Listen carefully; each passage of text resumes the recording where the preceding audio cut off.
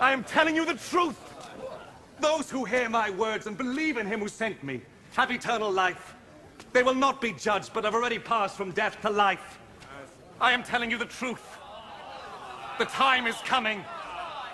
The time has already come when the dead will hear the voice of the Son of God. And those who hear it will come to life. Just as the Father is himself the source of life. In the same way, he has made his Son to be the source of life. And he has given the Son the right to judge because he is the Son of Man. Do not be surprised at this. The time is coming when all the dead will hear his voice and come out of their graves. Those who have done good will rise and live. And those who have done evil will rise and be condemned.